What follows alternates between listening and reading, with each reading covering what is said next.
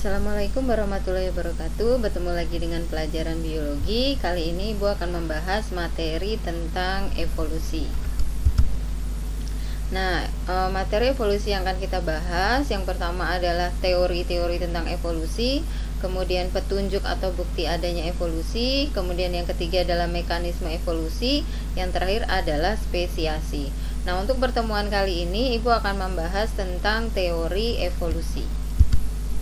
Nah, evolusi sendiri pengertiannya adalah cabang ilmu biologi yang mempelajari sejarah asal-usul makhluk hidup dan keterkaitan genetik antara makhluk hidup satu dengan makhluk hidup yang lain. Nah, dalam evolusi, perubahan atau perkembangan makhluk hidup itu terjadi melalui kombinasi 3 proses utama, yaitu adalah variasi, reproduksi, dan seleksi alam. Contohnya seperti ini. Pada setiap makhluk hidup itu pasti ada variasinya. Kembar aja, misalkan kamu lihat ada anak kembar, itu kita pasti bisa bedain kan. Nah, berarti kalau kita masih bisa membedakan pasti ada variasinya, gitu ya. Kemudian reproduksi sudah jelas ada perkembangbiakan. Kemudian karena adanya variasi dan reproduksi inilah kemudian ada seleksi. Artinya ada yang bisa bertahan atau ada yang tidak bisa bertahan. Nah, selanjutnya yang akan dibahas pada pertemuan kali ini adalah teori-teori tentang evolusi, yaitu teori skala alami, teori tentang teologi alam, teori tentang evolusi Darwin, teori evolusi Lamarck, dan teori evolusi Weismann. Nah, sekarang kita akan bahas teori skala alam. Nah, teori skala alam ini ya tokohnya ada 2, yaitu Plato dan Aristoteles. Nah, Plato dan Aristoteles itu sama-sama hidup di masa sebelum Masehi dan sama-sama menentang adanya evolusi ya. Jadi garis besarnya adalah keduanya baik Plato maupun Aristoteles menentang adanya evolusi. Nah, Plato itu adalah mengatakan gitu ya, percaya pada adanya 2 dunia. Nah, yaitu dunia yang ideal dan abadi serta dunia maya yang tidak sempurna. Nah, kedua dunia tersebut itu dapat dipahami dengan menggunakan alat indera. Nah, menurutnya evolusi akan mengubah dunia yang sudah ideal, makanya dia tidak setuju dengan adanya evolusi. Kemudian yang kedua, Aristoteles itu menganut teori skala alam yang menyatakan bahwa semua bentuk kehidupan disusun menurut suatu skala atau tangga yang kompleksitasnya meningkat ke atas. Pada setiap bentuk kehidupan mempunyai suatu tangga dengan anak tangganya yang masing-masing berada pada tingkatan yang berbeda. Nah, spesies diyakini telah permanen, sempurna, dan tidak berkembang lagi. Artinya gini loh, kalau misalkan ada suatu makhluk hidup itu diciptakan sebagai tikus, ya tikus aja dari zaman dulu sampai sekarang tikus. Kalau dia diciptakan sebagai manusia, ya dari zaman dulu sampai sekarang dia adalah manusia. Jadi tidak ada yang namanya perubahan, ya, jadi permanen gitu ya. Kemudian yang selanjutnya adalah teori teologi alam. Nah, ini berlangsung pada sekitar tahun 1700-an. Tokohnya adalah Carolus Linnaeus ya. Jadi teori teologi alam ini merupakan suatu filosofi yang bertujuan untuk menemukan rencana Tuhan dengan mempelajari alam. Nah, pada teologi alam itu dilakukan klasifikasi pada makhluk hidup atau spesies untuk mengungkapkan tingkatan-tingkatan skala dan kehidupan yang diciptakan oleh Tuhan. Nah, saya katakan tadi salah satu tokohnya adalah Carolus Linnaeus. Dia adalah ahli fisika dan ahli botani atau ahli tumbuhan dari Swedia. Nah, dia merupakan penemu taksonomi. Kalau kamu kelas 1 kemarin ya, itu kalau cara penamaan ilmiah itu dilakukan atau dicetuskan oleh Carolus Linnaeus. Nah, si Carolus Linnaeus ini mengenai evolusi dia menjelaskan bahwa semua tumbuhan dan hewan yang ada sekarang awalnya itu dibentuk atau diciptakan secara bersamaan atau serentak di atas permukaan bumi dengan satu ciptaan, artinya satu kali dibuat. Jadi ting gitu ya. Nah, itu langsung ada semua, ada berbagai jenis hewan, ada berbagai jenis tumbuhan. Nah, seperti itu. Oke, selanjutnya adalah bahasan utama kita nih tentang teori evolusi Darwin. Jadi Nama lengkapnya adalah Charles Robert Darwin. Nah, Darwin ini adalah ilmuwan dari Inggris. Nah, berdasarkan literasi atau biasanya yang kita bisa baca sejarah bagaimana si Darwin ini menjadi ilmuwan tentang evolusi, ya, diawali dengan perjalanannya dia yang ke Kepulauan Galapagos, ya. Nah, ini ceritanya itu dia nebeng gitu ya, nebeng ke kapal yang keliling dunia begitu ya. Nah, satu kapal itu dia berhenti di Kepulauan Galapagos. Nah, kemudian karena dia adalah ahli biologi, nah dia kemudian melakukan suatu penelitian di Kepulauan Galapagos. Nah, di Kepulauan Galapagos ini dia menyimpulkan, nah kesimpulannya ada beberapa ya, saya bacakan. Nah, Kepulauan Galapagos tidak pernah berhubungan dengan Ekuador. Nah, Ekuador itu adanya di Amerika Selatan. Artinya bahwa mereka itu antara Kepulauan Galapagos dan Amerika Selatan atau Ekuador itu dia terpisah oleh laut. Kemudian kondisi lingkungan di Kepulauan Galapagos itu dia bervariasi.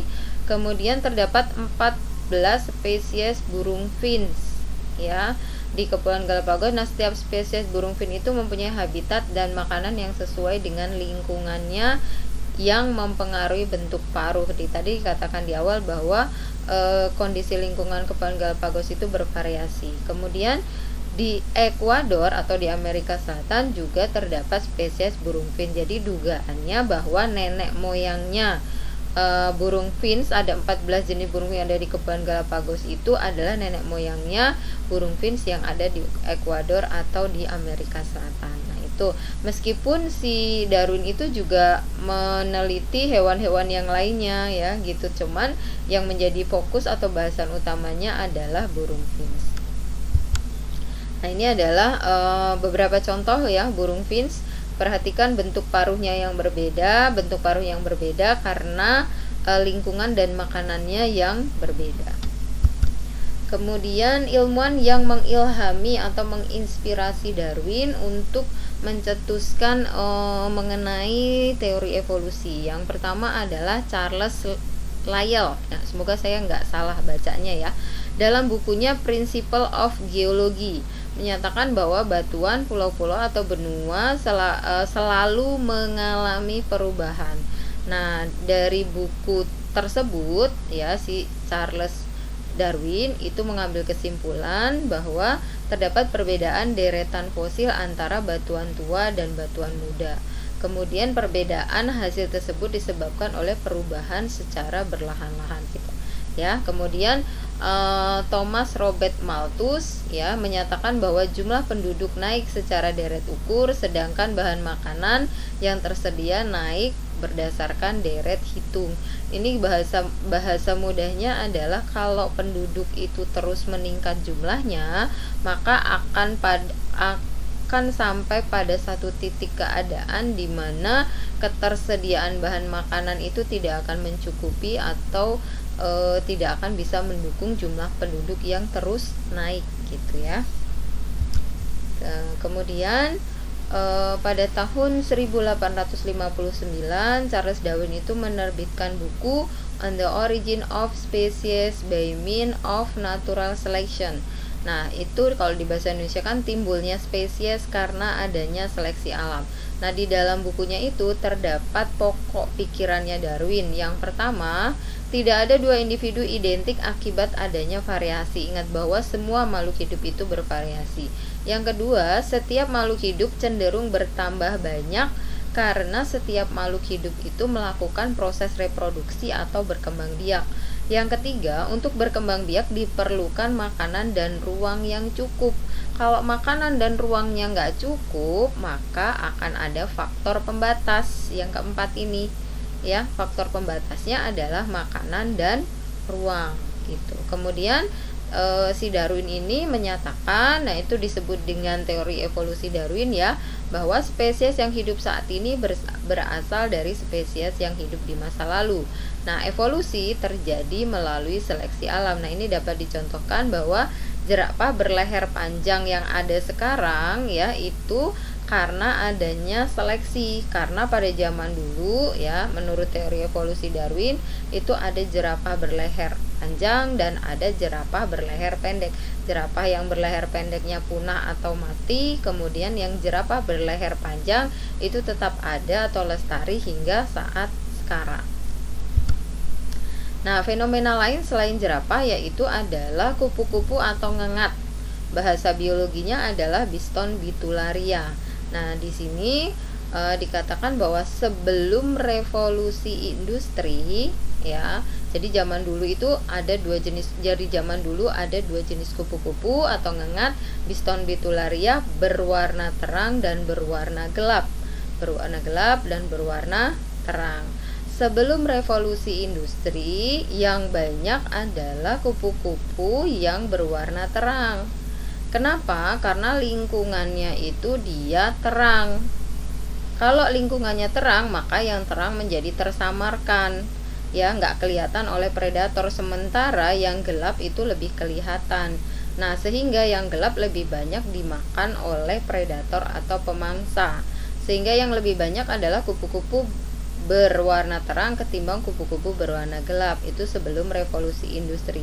Setelah revolusi industri, karena banyak pabrik, banyak asap, ya, banyak polusi. Nah, kan lingkungannya menjadi lebih gelap. Nah, sehingga yang kupu-kupu yang gelap itu tersamarkan, ya, sementara kupu-kupu yang terang justru sangat kelihatan. Nah, sehingga yang banyak dimakan predator atau pemangsa adalah kupu-kupu yang berwarna terang, sehingga jumlahnya lebih sedikit. Sementara kupu-kupu yang berwarna gelap, ya, karena dia tersamarkan, maka dia tidak banyak dimakan, sehingga yang lebih banyak setelah revolusi industri adalah kupu-kupu berwarna gelap. Nah, itulah terjadinya proses seleksi pada kupu-kupu Biston bitularia setelah revolusi industri dan sebelum revolusi industri. Nah, selanjutnya kita akan membahas pro dan kontra teori evolusi Darwin. Nah, di sini pro dan kontranya itu hanya ada dua ya yang kita bahas, yaitu Lamarck dan Weismann. Nah, kita bahas dulu si Lamarck, yaitu Jean-Baptiste Lamarck ya. Jadi dia itu menerbitkan buku ya, filosofi zoologi ya. Nah, kemudian di dalam bukunya itu dia tulis alam atau lingkungan mempunyai pengaruh pada ciri-ciri atau sifat yang diwariskan. Ciri atau sifat yang didapatkan dari lingkungan itu akan diwariskan kepada keturunannya. Yang ketiga, organ yang digunakan akan berkembang, sementara organ yang tidak digunakan akan menyusut, atau yang disebut dengan teorinya use and disuse. Nah, contoh kasusnya itu adalah pada kasus munculnya jerapah berleher panjang. Jadi kalau menurut teori evolusi Darwin, menurut teori evolusi Lamarck, bahwa dulunya semua jerapah itu berleher pendek. Karena dia terus-menerus harus menjulurkan lehernya untuk mencapai daun yang lebih tinggi, maka lama-kelamaan lehernya menjadi bertambah panjang. Nah, sekarang kita bandingkan antara teori evolusinya Lamarck dan teori evolusinya Darwin kalau dilihat dari kasus jerapah. Tadi sudah saya katakan bahwa kalau menurut pendapatnya si Lamarck ya, semua jerapah itu berleher pendek. Karena dia berusaha untuk menggapai daun yang tinggi, menjulurkan lehernya, maka lama-kelamaan lehernya jadi melar gitu ya. Nah, kemudian menjadi panjang. Sementara kalau menurut pendapatnya si Darwin, dilihat di sini bahwa jerapah itu bervariasi, ya, ada yang berleher panjang, ada yang berleher pendek. Yang berleher panjang itu dapat menjangkau daun yang lebih tinggi sehingga dia nggak akan kelaparan, ya. Sementara kalau yang jerapah berleher pendek, dia tidak dapat menjangkau daun yang lebih tinggi sehingga dia akan kelaparan, kemudian mati dan akhirnya punah, sehingga yang ada sekarang hanya jerapah berleher panjang. Itu ya bedanya teori Lamarck dan teori Darwin. Selanjutnya adalah teorinya si Weismann. Nah, si Weismann ini dia merupakan sudah hidup di tahun 1900-an, kemudian sudah ada perkembangan biologi, sudah sampai pada ilmu genetik ya. Jadi sudah mengetahui apa itu gen, apa itu genetik. Nah, kemudian si Weismann ini ya, dia itu termasuk orang yang mendukung teorinya Darwin ya, jadi tentang seleksi alam. Nah, dia itu menentang teorinya si Lamarck ya. Jadi karena dia untuk menentang teorinya si Lamarck, dia melakukan percobaan. Nah, percobaannya itu dengan cara memotong ekor tikus jantan dan betina, kemudian dikawinkan, dan ternyata keturunannya itu tetap mempunyai ekor. Kemudian setelah musim kawin ya, dia dipotong lagi ekornya, kemudian dikawinkan kembali sampai 20 generasi. Jadi 20 kali dipotong, dikawinkan lagi, potong kawinkan lagi sampai 20 kali. Nah, ekornya tetap panjang. Nah, ini membuktikan bahwa sifat yang didapat dari lingkungannya itu tidak diwariskan kepada keturunannya. Gitu ya. Nah, sehingga dia menentang pendapatnya si Lamarck, tetapi dia mendukung pendapatnya si Darwin tentang seleksi alam. Cuman kalau si Darwin, seleksi alam itu terhadap populasi suatu makhluk hidup, karena pada saat itu kan belum ditemukan adanya genetik ya.